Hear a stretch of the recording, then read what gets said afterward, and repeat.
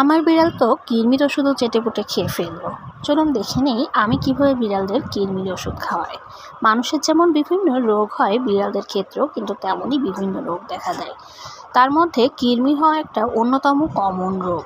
সাধারণত কাঁচা মাছ মাংস যদি খেয়ে থাকে, পোকামাকড় তো সবসময় বিড়ালদের পছন্দ, ওরা ওখানে দৌড়াদৌড়ি করে পোকামাকড় খাওয়ার জন্য, বা বাইরে যদি যায় তখন মাটিতে পা পড়ে বা বাথরুমে যায়, এই বিভিন্ন কারণে কিন্তু সাধারণত কৃমি হয়ে থাকে।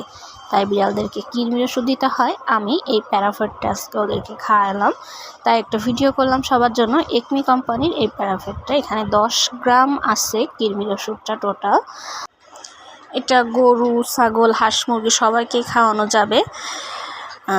এটা হচ্ছে ব্রড স্পেকট্রাম অ্যানথেলমেন্টিক। আমি কিভাবে বিড়ালদের কৃমির ওষুধ দেই, যে প্রথমে একটু পানি নিব, অল্প একটু পানির মধ্যে কৃমির ওষুধটা গুলিয়ে দিব।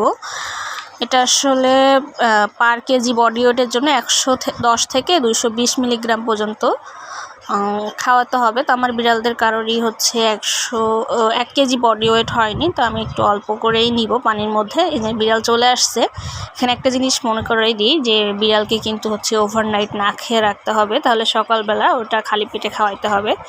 ওদের ক্ষুধাও লেগে গেছে, ওরা বুঝতে পারতেছে না যে ওদেরকে এখন তিতা ওষুধ খাওয়াইতে হবে। এই যে 110 থেকে 120 মিলিগ্রাম কেজি দৈহিক ওজন হিসেবে খাওয়াইতে হবে এটা। তো ওরা বুঝতে পারতেছে না যে ওদেরকে এখন তিতা জিনিস খাওয়াইতে হবে, তিতা আসলে খাইতে চায় না, কিন্তু ক্ষুধা আছে পেটে, সেজন্য সবাই চলে আসছে এই আর কি। তো এইভাবে খাওয়াবেন, তাহলে দেখবেন যে ওরা খেয়ে নিচ্ছে। তো আমি এবার একটু এটাকে ঢেলে নিব। আমি এটা পানির সাথে একটু গুলিয়ে নিব, তার জন্য অল্প পরিমাণে, যেহেতু আমার ওয়েট করে নেওয়া হচ্ছে না, তো আমি একটু চোখের আন্দাজে একটু অল্প খাচ্ছি। আর ছোট তো বয়সে, যদিও 6 মাস বয়সের উপরে যে সকল বিড়ালের বাচ্চা আছে তাদেরকে প্রতি 3 মাস অন্তর অন্তর কিন্তু কৃমির ওষুধটা খাওয়াতে হবে।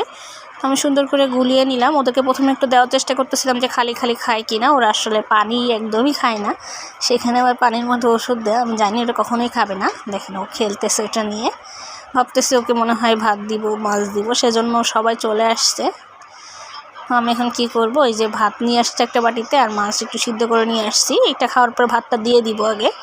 আমি একটু চেষ্টা করছিলাম সবাইকে যে মুখটা ঠেসে ধরে কোনো রকমভাবে এক ফোঁটা নেয় কিনা সেটার জন্য, তো ওইটা আসলে ব্যর্থ হয়। তারপরে যদি একটু চেটে পুটা নিয়ে সেটা করেছি আর কি।